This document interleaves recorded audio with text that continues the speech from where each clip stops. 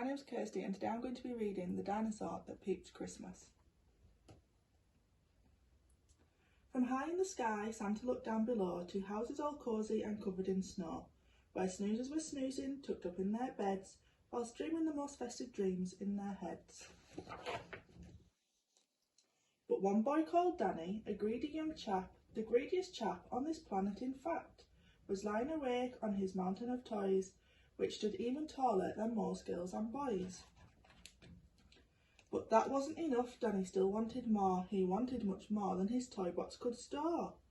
So Big Santy C said, I'll leave him a present, but this year his present might just be unpleasant. Danny heard such a clatter, his heart skipped a thump. 'Twas the clumping of hooves going clippity-clump.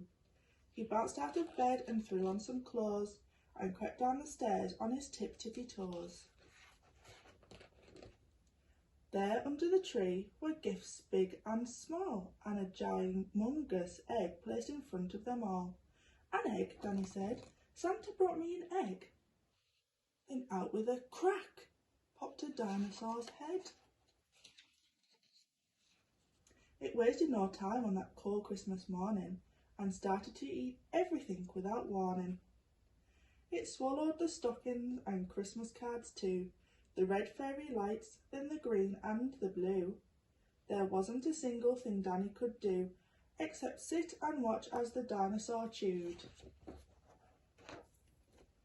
It chewed and it munched and it crunched on Kris Kringle, the reindeer, the sleigh bells and all things that jingle. But it didn't stop there. There were more things to gobble, much more than the shiny baubles that bobble. It ate up the cat and the dog and the fish, and from the dishwasher it downed every dish. The tables, the chairs, the walls and the doors, now nothing was safe, not even the floors. Now reader beware, the next part is scary, and if you read on you'll need new underweary. Danny's poor granny was knitting some socks, but the dino had no need for socks, it had lots. So it slurped up her knitting like strings of spaghetti and gobbled up Granny along with the settee. Then it ate Danny's mum. She was gone in one bite, and although Danny's dad tried to put up a fight, the dino had grown to the size of King Kong. With a gulp and a burp, Danny's father was gone. Now nothing was left. All Danny could see was a fat fine dinosaur where his home used to be.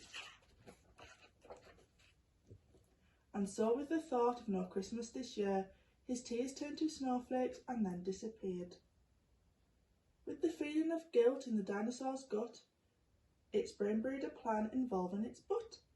It knew there was only one thing it could do. To put Christmas right, it needed to poo. It peeped out the turkey, the toys and the telly, and even the tinsel was now brown and smelly. It peeped all the presents and pieces of puzzles, it peeped all the things it had previously guzzled. And then Father Christmas yelled, out of the way, as he flew from the dinosaur's bum on his sleigh. The dinosaur finally gave a huge push and pooped out Danny's parents in one massive whoosh.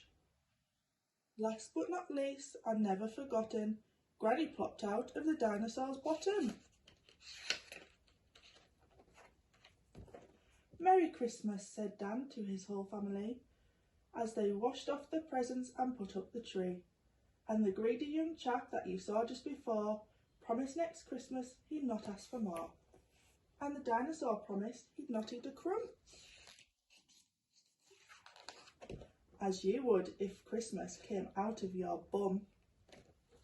I hope you all enjoyed this story because I did. I hope you have a wonderful Christmas.